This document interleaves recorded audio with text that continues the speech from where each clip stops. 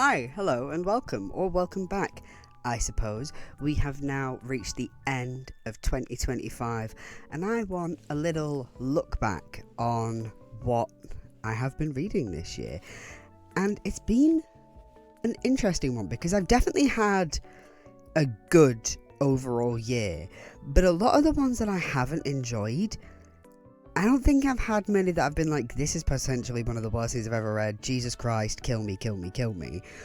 But I've definitely had a few where I've gone, I don't know how I feel about this. But we definitely did start off the year. There's also a fair amount in here that you will have not seen me talk about because I do also try and get some reading done that's not for review. Often things like sequels or just little bits that I've been trying to read on the side. It's mostly a lot of things like manga, comics, graphic novels, that sort of thing, just because it's a nice, easy, like, I can read that in an evening and just have some time to myself kind of thing. But anyway, we started the year off with Cinephasia, which was compiled by Xueting Si Ni. Apologies if I can't remember how to say that. It has been, well, nearly a year, and that was the compilation of Chinese horror, which I still think about to this day. Was it Chinese horror? Yeah, it was Chinese horror. Sorry, my brain just short-circuited for a second. It does that a lot. But that was so good. There are a few stories that I literally still think about. Whenever I think about Hot Pot, I think about the two different sides when he's in the spirit realm. I think about the one where there's the two of them sort of trapped in that apartment with the phone, and the dead apartments, which apparently is a thing, like people renting out entire apartments just to house the dead. That, oh my god, I think about that a lot, and I saw that come up in the news again recently. I think I said recently, that could have been any time this year. And also, I do want to point out that I do have my little Pingu because I think he's really cute and he makes me happy.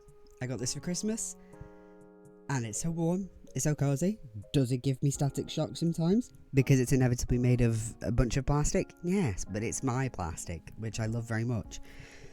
Now, a little after that, I just sat in the library. I spent a day reading a bunch of manga. So I read Chainsaw Man volumes 6 through 11.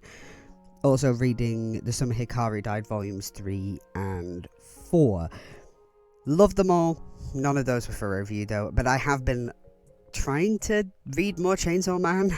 I don't know if there is more. The Summer Hikari Died, I don't know if there have been more volumes of that, but I know there is so much Chainsaw Man for me to catch up on, but I have been loving it. And there are characters that are technically no longer around, and I'm depressed about that. And I'm curious to see how they're sort of semi-sticking around. It's interesting. I've basically finished part 1, and I'm a little bit into part 2, but not really, because I just had a bunch of other shit to do. But anyway. But next for review... Oh, and The Summer Hikari Died. Oh, I love my sad little gay boys. I love them. And I think I need to go back and reread and carry on with it, because it's one of those where, like, I did really enjoy it, but it's not stuck with me in the same way. It's like one of those I love in the moment, but it hasn't stuck with me in the way that other things have. So I need to come back to it. But in terms of review, the next thing I read was Akira Volume 1 by Kazuhiro Otomo, which at first I was like, immediately put my, like, this is going to be a favourite, because I have like a little key for myself. But I don't think, stick with me here, I don't think it was one of my favourites. It was one of those where I went, I definitely want to read more, but in terms of first volumes, I did definitely go, this is great. I love the art in this. I love the story that's being set up, but I haven't fully delved in yet, and I haven't actually continued with it yet. I meant to, and then I simply did not. But I certainly will do. So this is one of those where it's like, I definitely enjoyed it. It's not had my favourite stamp taken away from it, because I sat on it and thought, actually, I didn't really like it. I was left feeling like I wanted a little more, but I was not left feeling like it was lacking, if that makes sense. Now, usually I do tend to not cover sequels anymore, just because they don't tend to do particularly well. And I mean, I say that on a channel that gets like 10 views if I'm lucky, but if a standard video gets like 10 views, a sequel video gets 1 or 2. And I broke that because the first book from this now 2-part series was one of my favourite books of last year, and continues to be such a just pure favourite of mine. So I did want to cover the sequel when it came out, because I was worried that it would not be able to continue my adoration of it. But The Return to the Delegate Dream Department Store by Mia Lee smashed it, mate. Fucking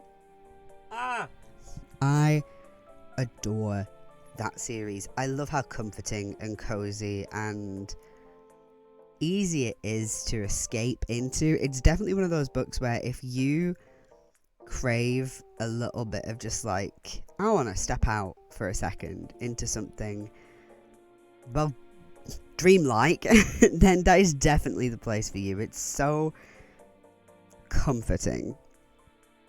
Although, next, I did read something else that was not for review. It was Romantic Killer Volume 2 by Wataru Momose, again, with the sequel thing. It's so funny. I need to see if I can get the rest of that series. I think on my manga app, I think it was on there, but I don't have a good memory. It's so daft.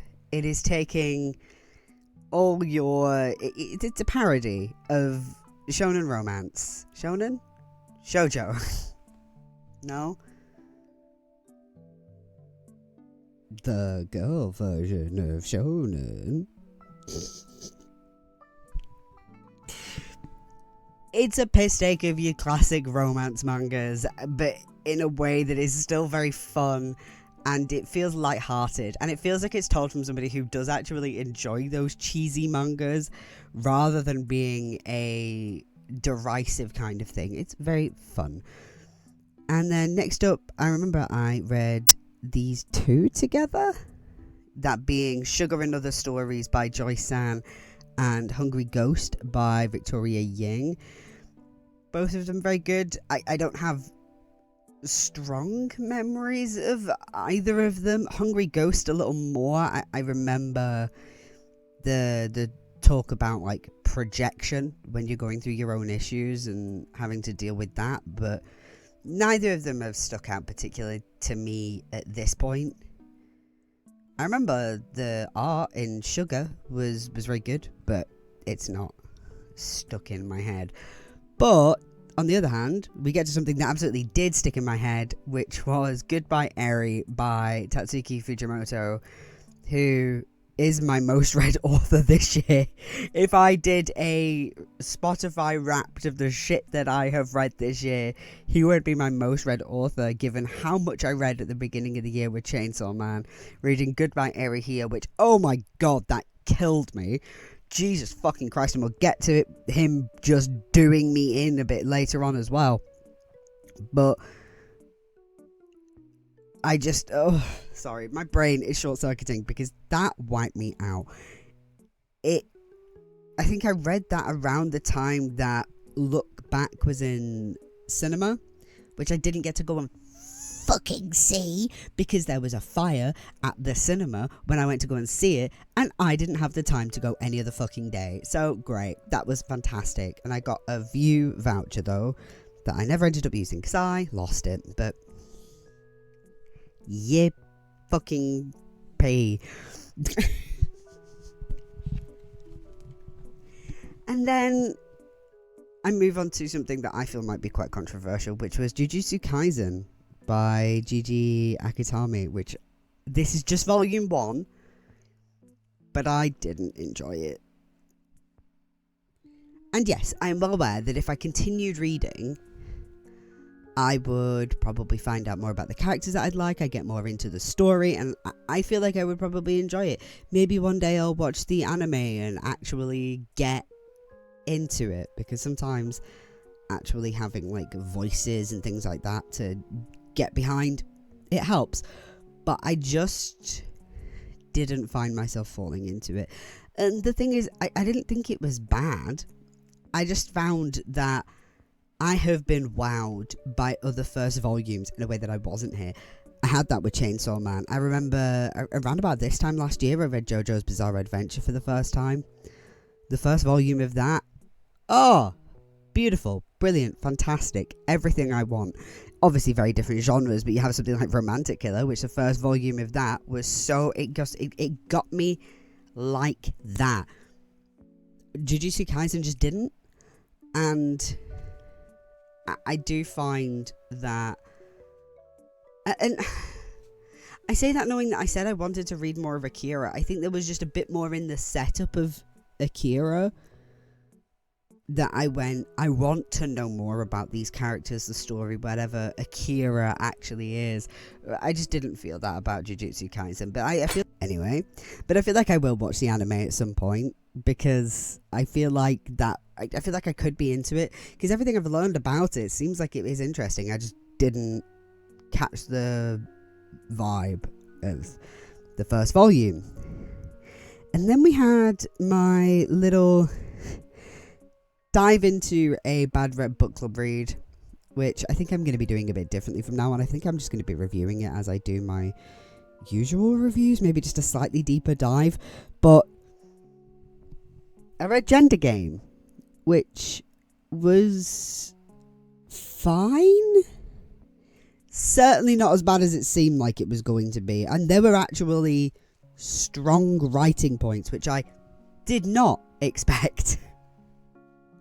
Because in books like this that are very derivative of we better cash in on the fact that the teen dystopia is popular right now, a lot of them were ass. And don't get me wrong, Gender Game was not a good book, but it wasn't that bad. And it had a relatively good twist. I saw it, but I'm also 26. I am not the target demographic for it. And I still do hold on to the fact that Bella Forrest? That's her name, isn't it? Where is it? Yeah, there she is. Yeah, Bella Forrest can write a fight scene. She can write them well. She really gets you in there with it. Oh, my darlings. I read some for review, some not for review, but we read some more graphic novels at this point in manga, which I read Komi Can't Communicate by Tomohito Oda. I read Nichijou by Keiichi Arawi, which wasn't for review. And I read Fence Volume 1, which has multiple authors. And listen, Komi Can't Communicate and Nichijou are so fucking fun, are so fucking good. Oh my god. Komi Can't Communicate is the most heartwarming, oh my god, I can't take this, thing I've ever read. Nichijou is just daft, which is why I wanted to read it in the fucking first place. I need to get volume 2. Listen, I know about Nichijou from seeing random clips online, and you know what? If you have ever gone, maybe I should watch it, or maybe I should read it because you've seen random little bits, or you've heard random things, do it. It's so fun. It's so silly. A teacher wrestles a deer, and I know that at some point in the future, one of them, throws a cop because he finds her yaoi, or something like that. And Fence was a fun little queer romance, but I definitely found that I felt a little bit too old for it. I wasn't disliking it, but I definitely realised that I wasn't really in the age demographic for it. I thought maybe I'll read more, but I haven't been drawn to do so. Again, it's mostly just an age thing. Sometimes that's fine. Like, reading things that are outside of your age demographic can be okay, but sometimes it feels like you're reading something outside your age demographic. It's like when last year I read... my brain just fell out for a second. What the fuck was it? Cirque du Freak. I read Darren Shan's stuff last year. Yeah, I was definitely aware that I was reading something that was very much intended for a much younger reader, but I still had a fun time. I'm just not likely to read a lot of his stuff at once in the future. I like read a book here and there. Like maybe next year you'll see that like scattered through the year I have read a bit of his stuff again, because I'm probably not going to continue reviewing in the way that I thought I was going to, mostly because that review took me fucking ages.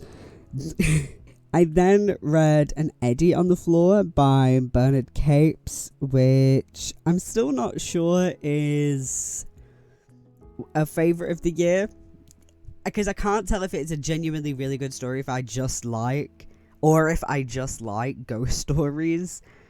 It was definitely fun, and it was a really nice length, because ghost stories can really suffer when they go on for too fucking long, and it hit all the points that I like. But I don't know if it was like one of those where I go, yeah, it really was like a masterclass in this sort of craft, but I enjoyed it, and that's all that really matters. That was by Bernard Capes. I can't remember if I said that. You can tell that this was when I was doing my reviewing section, like my writing and scripting section for Gender Game, because I'm reading a bunch of short fiction.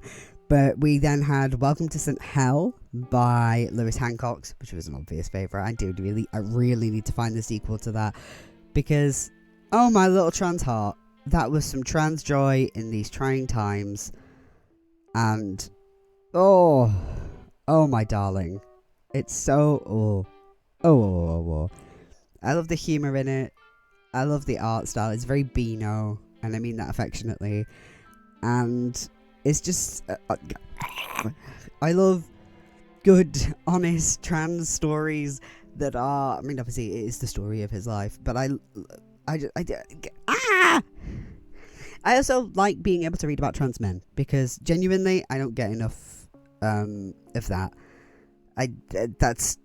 This isn't like it's all about trans women, not my complaint, but in wider media it is just easy. If you are looking for trans stories, you are generally more likely to happen across stories about trans women, but finding good stories about trans men is always going to just make me so happy.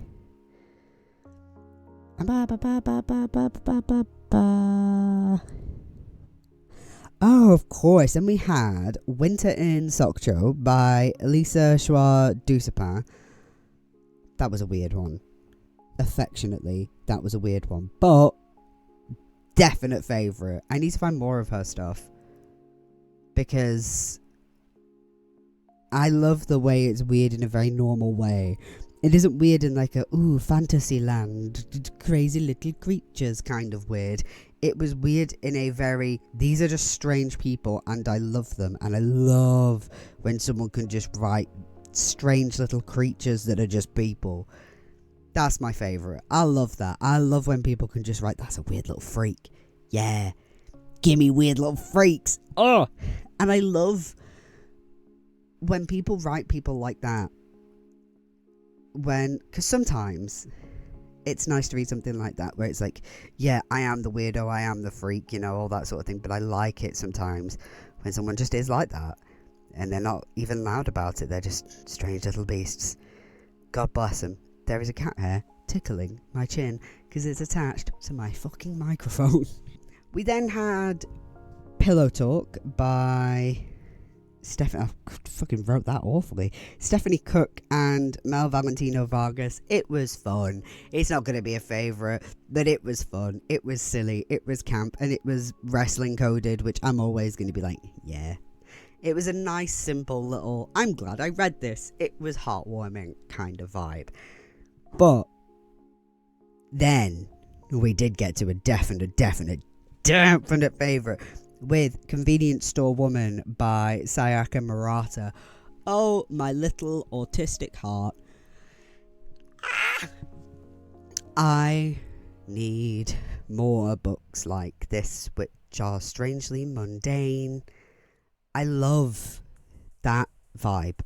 I love this just being an autistic woman living her everyday life.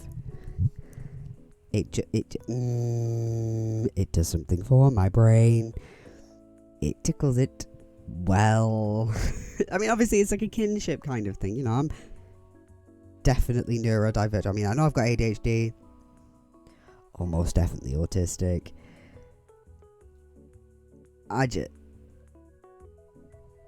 You know, it is nice being able to see that written in such a way that does not feel patronizing, because this book so easily could be.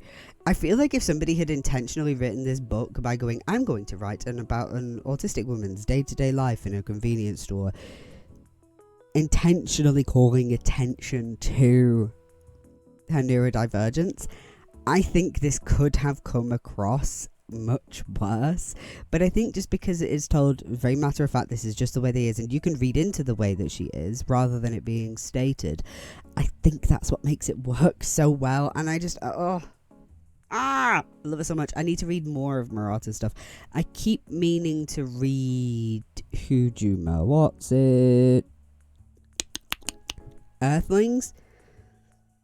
I tried once, didn't get into it, but I was also in a bit of a reading slump at the time, so I was just like, nothing is wowing me kind of vibes. But I want to try again, because it was weird, and I think that was just like, I need something not like this right now. But maybe soon. Maybe I'll get on that at some point. So, I say that as if I don't have fucking loads of books in my future. I don't have a clear space, because I've left a couple. Most of my stuff is from my shelf coming up, but I have a couple that I've like left spaces for. Maybe I'll add Earthlings into one of my spaces, which won't be until March. Listen, Daddy's getting prepped. I didn't like that. I shouldn't talk like that. Let's move on. Let's talk about Cemetery Boys by Aidan Thomas. Speaking of some more trans joy in these trying times. Loved it. I wouldn't say it's a favourite, but that is, I think, just because I found the same thing I was talking about with Fence and like with, why can I never remember it, with Gender Game. I found that I was reading a I felt like I was reading a YA story. I was like, I'm reading about teenagers with teenage fucking troubles. I need to read something that is about adults. And that's not the book's fault. I just read a fair amount of graphic novels and manga and other regular novels that were all about kids and teenagers, and I'm like, please, I need to read about a fucking adult. I need to read about an adult with adult problems or something. Please give me some like literary fiction or something. And then I did get that with Nightcrawling by Layla Motley, which, fuck me, man. That emotionally wrecked me in ways that I haven't dealt with in a very long time. Usually for a book to emotionally wreck me like that, I have to have been aware of it. So, like, I have an awareness of what the plot is, but then there's something that happens that's devastating, or it's come like later down a series or something like that. Like, don't get me wrong, I'll cry at a book, but not much emotionally wrecks me. The only book I can think of that really just hit me in the way that did was Never Let Me Go by Kazuo Ishiguro, because Jesus fucking Christ. But I knew about the plot twist. Yeah, it's a plot twist if I remember rightly. You're not told about that from the start. Please don't knock my charging cable. Thank you. But like, I knew about that, but even then, that just left me with this feeling after closing the book, just going, I feel like I've had all my guts just taken out, and I feel empty. I need to sit down. That's how I felt after reading Nightcrawling, because it was just so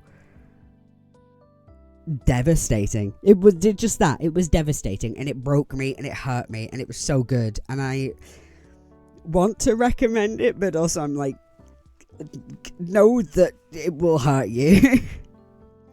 I then read a couple of books that I got from the Royal Armouries. I think I got both of them from the Royal Armouries.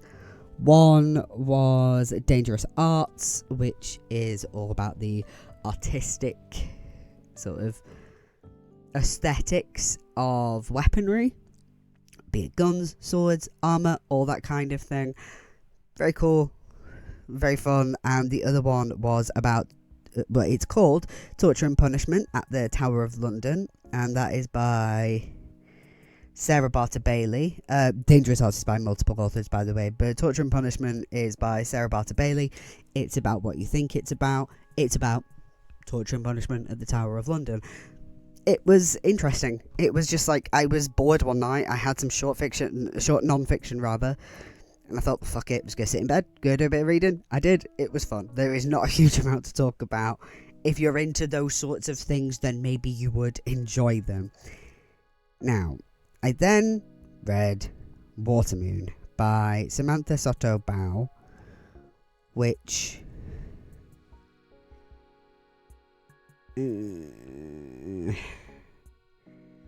there were a lot of beautiful concepts and images throughout, but the romance was not it. I don't find it particularly memorable either, I'm going to be totally honest with you. I saw it in Tesco recently, I think paperback version, because I assume that's been published recently, the paperback, and I just went, oh yeah, that. So that's my opinion of that. I then read Beastars Volume 6 by Paru Itagaki. Loved it, but it wasn't for review. I just love Beastars, and I need to really get on that, because literally I am not that far through it. The same thing with Chainsaw Man. I just need to, hit that. But earlier on, when I read Cemetery Boys, when I was reviewing Cemetery Boys, I mentioned at the end of that video that I was like, I need something that's for adults. I need something that is not about fucking teenagers and teenage problems. And Nightcrawling covered that. Even though it is about teenagers, it is not a teen novel. That is not a YA book either. That is a very adult book. But under that, somebody recommended that I read Cloud Cuckoo Land by Anthony Doerr, or Anthony Doerr, or Doerr. Either way, oh my god, consensually, I'm giving you a big kiss.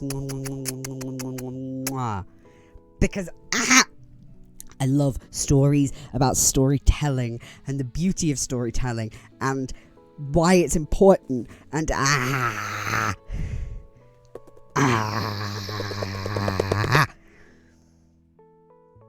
I love the Greek myth aspects of it. I love the queer relationship.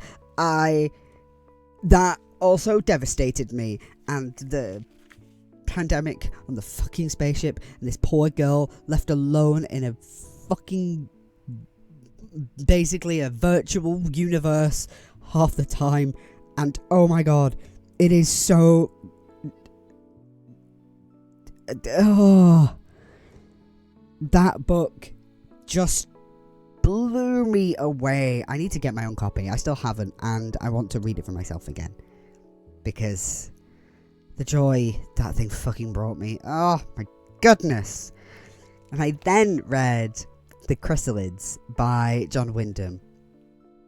Speaking of oh my god, yes, we love a beautiful allegory. We love to read a book about what it is like to be the othered for whatever reason, be it something physical, be it something internal, be it whatever, something that others you from the outside world, from popular society. And it is so beautifully written. I love it so fucking much. I do definitely still have that on my shelf, I think. Yeah, there it is. I was pretty sure I got that. Thank you. I was pretty sure I bought that rather than it being a library book. I think I got that from the market, from the bookstore that is on my local market. You go in there, you pay £1 per book, and it's all just taken on sort of, good faith and everything. You just leave your money there, and I got, I think, like 10 books from that. A few of which are on my to be read at the beginning, sort of towards the beginning of next year-ish. Actually, I don't know about that. One of them definitely is. There's 2 on there that are from that. But, to be fair, I do have, apart from the first one there, that I will be reading up until or Valentine's Day. I'm going to be reading romance stuff, or romance adjacent. But anyway, yeah, the Chrysalids. Oh my god. Like I said, I love an allegory when it's done well, and this couldn't have been told better. Mwah. But then next up, we just had something sweet and cozy with Legends and Lattes by Travis Baldree. It didn't suddenly become my favourite book, but it was definitely one of those where I've been meaning to read this for so fucking long. And I'm so glad I finally did, because it was just so easy to read. And it was so just like, I feel warm and cozy, and it's low stakes. And it's just like, this is just a nice time. And sometimes with a book, it's the same thing with reading the Dalagat Dream Department Store in the sequel, where it's just like, I simply want to feel nice and warm and good. And these are the sort of books that you can turn to if you want to feel that. And if you do like high fantasy, if you do like Dungeons and Dragons, or any similar sort of tabletop role-playing stuff, you're definitely going to enjoy that. Oh, yeah. Next was Plain Bad Heroines by Emily M. Danforth, which... God, that's such an annoying book. Because it is so fucking good, and probably would have been, if not a favourite, definitely up there in terms of favourites. In terms of like stuff that I read this year, it definitely would have been like close to being a favourite, if not a favourite. And then the end happens, and she fucks it. She fucked it so bad, because suddenly this old fucking Bint, who was never mentioned and never important before that, is suddenly brought up, and it's this huge meant to be a cool twist, and it wasn't. It was bad, and it's still so frustrating to me, because this whole book had me hooked in, and then she just did that. But I was warmed the next week when I read Businessmen as Lovers by Rosemary Tonks, which was just a lark. It was a fun romp in Italy in the 60s. It was just a good time. That was so much fun. I reserved, and I didn't end up reading a bunch of her other stuff, but I think I'm going to do so again, just to, probably not for review, but oh my god, they were such a laugh. It's a great summertime read as well. And I was reading that right towards the end of summer. So just as summer ended, as autumn was beginning, because after that I read Audition by Ryu Murakami. In fact, I'm going to go over all of these together, because these were my Halloween reads. So we had Audition by Ryu Murakami, Mayfly by CJ Lead, Lapvona by Otessa Moshfegh, Natural Beauty by Ling Ling Huang, Out There Screaming, compiled by Jordan Peele, Silverweed Road by Simon Cook, Cuckoo by Gretchen Felker Martin, and Hell House by Richard Matheson. All except Lapvona and Out There Screaming I put as like favourites, because oh my god, they were all incredible. Audition I've been meaning to read for so long, and I'm so glad I finally read it. And it's such a good thriller, and the premise is insane, and it's so well executed. Mayfly, I didn't put Mayfly as a favourite, but I didn't put it as like a non-favourite. It was just like, that was mad and daft, and like a good sort of splattery kind of, not quite splatter punk, but it was still like, it's a bit of a bloodfest kind of thing. It was good for what it was. Now, Lapvona was ass, I'm sorry. I know it's very popular, but I thought it sucked. I thought some of the sexual stuff in there was egregious, and I just didn't know what it wanted to be, because it was just like, look, I'm shocking you, aren't I? Horribly shocking. It's like, I've got splatterpunk for that. Don't try and make me historical fiction splatterpunk and then do it badly. If you're gonna do shocking fiction, at least make it fucking good. But I was then pleased to be reading Natural Beauty by Ling Ling Huang, which was, oh my god, so fucking good. Excellent sort of telling about being sort of the child of immigrants, the expectations that are placed on you because of that. Talking about the beauty industry and the whiteness of the beauty industry and the way that is so white-centered, and how the beauty industry does want everybody to be perfectly white, and the eugenic stuff in that is just, oh my god, it's so good. I need to read her other book as well, because a lot of her horror seems to be very women-centric. I think her other book is something about conception. I can't remember the name of it. So, very interesting. Female-centered horror by women specifically does tend to be very interesting. Obviously if it's written well. And yeah, her first introduction to me was my first introduction to her rather was very interesting, so I'd be curious to see what else she writes. Out There Screaming, a lot of the stories were good, but I just wasn't wowed. There were a couple that I enjoyed, but I was never wowed by any of it. Silverweed Road, though, oh my god, banger. That was a great time. That was such a British horror collection, and I love the way that spans, because you had all sorts of different kinds of horror in there, all sorts of strange stuff. I think about Cuttlefish a lot after that, because that fucked me up a little bit. So good. Excellent. As was Cuckoo. Again, I love allegory. That was a less subtle allegory than Chrysalids, but allegory nonetheless, and very much a fun one. And then Hell House by Richard Matheson. That was just a banger. Oh my god, that was a banger. That freaked me out so much. And I love the way we were balancing the sort of perspectives with that, because it all felt like it could be real, and there were so many characters who it was like, it's frustrating because we can see what's going on for them, and it's just and I love the way that the characters get played off each other. I love the way the house works. It's such a good haunted house story. But then we stepped away from Halloween, and I finally read The Miniaturist by Jessie Burton. While not a favourite of the year, I'm glad I finally got to read it. It was fantastic, just not a favourite of mine. It did accidentally introduce, it set up my keep reading 17th century fiction with a bunch of like crossover stuff, but it just didn't end up being a favourite. It happens. It was a good book. Wasn't great, I don't think. Maybe, I don't know.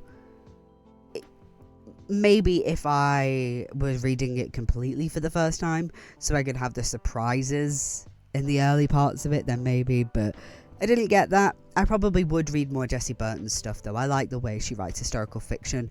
Same with The Maiden by Kate Foster. That was a favourite, because oh my god, the way she writes that crime fiction within the historical setting, so good, so fucking good. That was such a good crime story, and it works so well within the setting. I love the piety aspects in both of those stories, to be fair, but I just, oh my god. And the twists towards the end, the way she writes twists, banger, so good, beautiful, perfect. Mwah. I then stepped away a little bit from historical fiction with the Huenam Dong Bookshop, or Welcome to the Huenam Dong Bookshop. Either way, that's by Hwang Bo-ryum, and that was fun. It took me a little bit to get into it, but to be fair, I was sick when I was getting into it, so it might have been that. But I enjoyed it well enough. I have since given that to my friend for Christmas. Don't worry, it's been clean.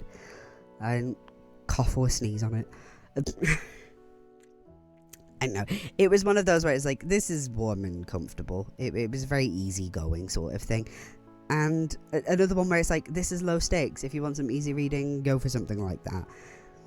And then we started to round out the year. Only a few books left. We had Ghost Ship by Kate Moss, which, definite favourite. What do you mean? We have a pining little lesbian who is just obsessed with their mistress, effectively. The mistress is in, like, female version of master, not mistress as in partner outside marriage. Oh, and we get pirates. Oh, and we get, like, anti-slave trade stuff. Oh my god. Beautiful. And the tarot, the way she writes tarot. And honestly, like I was saying, and I was talking about this book the other day, where you don't get to the pirate stuff that early on. It sort of seems when you read the blurbs like you're going to. You don't get to it for a bit, but it's so... That book is so engrossing that you sort of just don't spot that you haven't got to it yet. And I just... Oh my god, I love it. And I have since bought the sequel. I was only going to borrow it from the library, but I was like, I should treat myself. So I did. I got it from the library. I sent it back to the library and I bought a copy for myself because I'm very excited. And hopefully the sequel stands up, which I imagine it will do, because Kate Moss is one of those authors which is like, she seems to be like a sort of reliable author. I feel like she's popular for a reason rather than just being very popular. I then read The Keeper of Stories just Keeper of Stories by Sally Page. It wasn't bad. It just wasn't great. Didn't wow me. I don't have a huge amount to say about it. It was fine. I then, not for review, but I did finally read Look Back by Tatsuki Fujimoto, as I was saying earlier, he is my most read author of this year, and as I also said earlier, I rounded out the year by having my heart fucking bashed in. I thought, oh yeah, I'll head to fucking Manchester, go and see some wrestling, which was also banging, by the way. I'll go see some wrestling. Oh, I'll read a couple of my comics. I only ended up, like my manga or whatever, and I only ended up reading this one. Jesus Christ. And I ended up reading it twice, because I was like, am I reading this properly? And yeah, all the time stuff is absolutely... It took me a couple of reads to go, oh, that's what's happening. It's like a time differential thing. And then I got home, and I watched the movie, and I was bawling.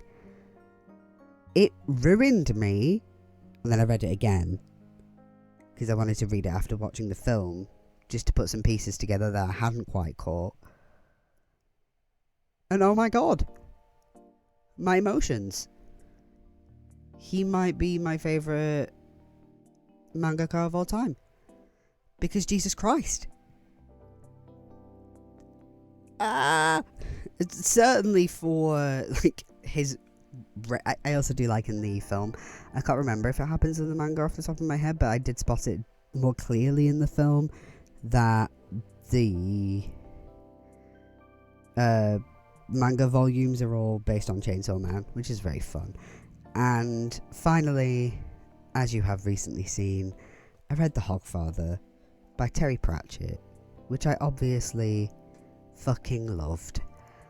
How could that not come under a favourite of mine? Because Terry Pratchett is just one of them authors, and reading it with an adult eye is so interesting, and I'm very much looking forward to reading more of his stuff next year, because I want to feel that glee that I felt reading Hogfather. I had a smile on my face 99% of the time I was reading, because it's so good. And that is where we left off the year. I read 51 books this year, which is pretty good. Basically amounts to one a week. And, I mean, that's not really how it worked, because some of those books I read like multiple in a day or whatever, but it effectively amounts to one a week, which is sort of what I aim for, as you may have guessed. And I think I said earlier, next week I am reading Weasels in the Attic by Hiroko Oyamada, which seems to be one of those about, like, it's telling stories that you're meant to read into a little bit. but it's one of those about what's unsaid as much about what is said. It seems to be very much about real life rather than anything fantastical, but I want to start off the year with a little bit of a sort of something I can quickly get finished. I think that's less than 100 pages. I wanted to read something short and sweet because there's something on my fucking sock. There we go. I wanted to read something short and sweet, basically, because I wanted to be able to ease myself into the reading year, because I know that a good amount of what is coming after that is going to be decidedly mixed, because, to be clear, I have planned up to the end of April, and I only have 2 spaces left where I haven't planned that, and I've said that I'm either going to read stuff from the library, or I said something earlier, I'll put that in there somewhere, I can't remember what I said, but I have some spaces left, and originally I had 2 that I was going to have library books for, but I recently found some books while I was out with my friend that seem... One of them I don't know how I'm going to feel about it. One of them I feel like is definitely going to be fucking terrible. Now, it is meant to be like a Christmassy Yuletide book, but I don't care, because romance is a romance, and one of them is a retelling of the story of Persephone, which, because I am not incredibly familiar with that particular sort of myth, I feel like I may be able to enjoy it more than others because I have that ignorance of not knowing what's being retold badly or being retold well. I can just sort of enjoy the story for what it is, and the other seems like it's going to be a TikTok romance, and I say that entirely derogatory. So, but I hope you had a lovely 2025. I hope it served you as well as it possibly could do, and I hope that your 2026 is full of love, joy, and the best things that one could ask for. Do let me know what you're planning on reading within the next year, be that if you've got a new release that's coming soon, or there's something that you've always been meaning to read, that kind of thing. Let me know that in the comments below. Feel free to like, subscribe, ring the notification bell, all the cringe shit I'm supposed to ask you to do, but most importantly of all, I hope you have a wonderful day, a wonderful night, a wonderful whenever you are watching this. Take good care of yourself. Right.